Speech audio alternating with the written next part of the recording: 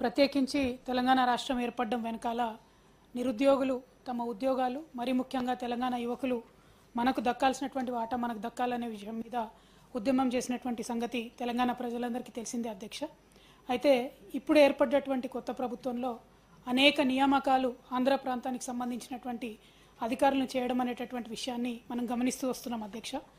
మరి ముఖ్యంగా municipal administration and urban development department ఏదైతే గౌరవ ముఖ్యమంత్రి రేవంత్ రెడ్డి గారి దగ్గర ఉన్నదో ఆ డిపార్ట్మెంట్లో నిన్న మొన్న జరిగిన అనామలీని మీ ద్వారా ప్రభుత్వం యొక్క దృష్టికి తీసుకురావడానికి నేను ప్రయత్నం చేస్తూ ఉన్నాను అధ్యక్ష.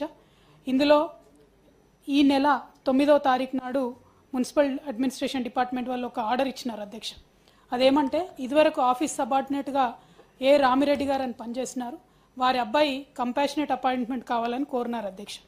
ఇందులో చాలా స్పష్టంగా వారి అబ్బాయి ఏ రఘునాథ్ రెడ్డి గారు has studied from 1st to 10th class at Kurnool district Andhra Pradesh and therefore his locus status is in Andhra Pradesh అని రాస్తూ కిందేమన్నారంటే వారు తెలంగాణ ప్రాంతం వారు కాకపోయినప్పటికీ ఇక్కడ ఉద్యోగం ఇవ్వాలి, దానికి రిలాక్సేషన్ ఇవ్వాలని చెప్పి ఇంజనీరింగ్ చీఫ్ గారు కోరారు. కాబట్టి మరి దానికి తగ్గట్టుగా 2007లో చేసినటువంటి ఒక జీవోని కోట్ చేస్తూ రిలాక్సేషన్ ఇవ్వడం జరిగింది అధ్యక్ష. ఇక్కడ దారుణం ఏంటంటే అధ్యక్ష 2007లో ఇంకా ఉమ్మడి ఆంధ్రప్రదేశ్లో ఉన్నాం మనం. అప్పుడు ఉన్నటువంటి రూల్స్ ఏవైతే ఉన్నాయో ఇప్పుడు తెలంగాణ రాష్ట్రం ఏర్పడ్డ తర్వాత ఇప్పుడు అప్లై చేసి ఇప్పుడు కర్నూలు ప్రాంతం వాళ్లకు మన రాష్ట్రంలో కంపాషనేట్ అపాయింట్మెంట్ ఇవ్వడం అన్నది మేము తీవ్రంగా అభ్యంతరం తెలియజేస్తూ ఉన్నాం అధ్యక్ష. ఇప్పుడు మనము ప్రెసిడెన్షియల్ రూల్స్ కూడా మార్చుకొని తెలంగాణ రాష్ట్రం ఏర్పడ్డాక ఏ నియామకాలు జరిగినా 95% తెలంగాణ వాళ్ళకు వచ్చే విధంగా మనం చేస్తూ ఉన్నాం అధ్యక్ష.